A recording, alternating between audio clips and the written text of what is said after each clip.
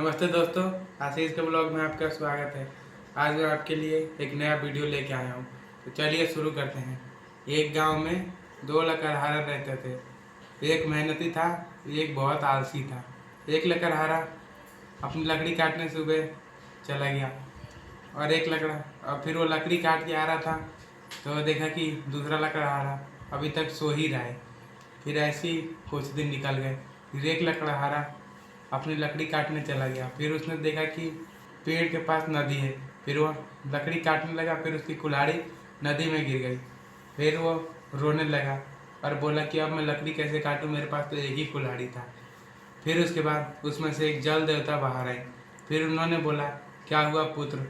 फिर उसने बोला, माँ मेरे पास एक ही कुल्हाड़ी था और वो भी मैं लकड़ी काटते काटते मेरे हाथ से छूट के नदी में गिर गया। फिर उसके बाद उस जल देवता ने अंदर गई और उसके बाद उसमें से एक सोने की कुल्हाड़ी लेके बाहर आई। फिर उससे पूछा, क्या पुत्र ये तुम्हारी कुल्हाड़ी है? फिर उसने बोला, नहीं माँ, मेरी तो एक लोहे की कुल्हाड़ी थी और ये तो सोने की कुल्हाड़ी है। फिर वो जल देवता अंदर गई और एक चांदी की कुल्हाड़ी लेके आई। फिर भी उसने मना कर दिया।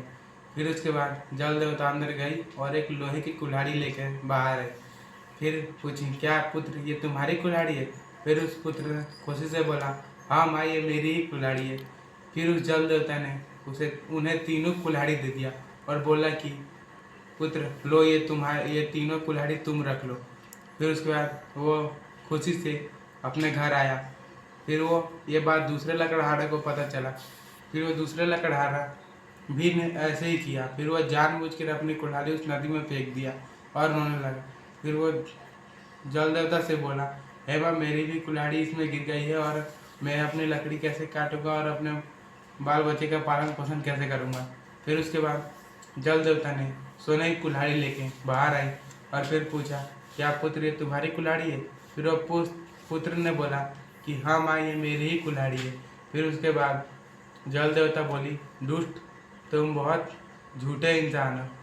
अब तुम्हें कुछ भी नहीं मिलेगा, तुम जाओ यहाँ से। Thank you.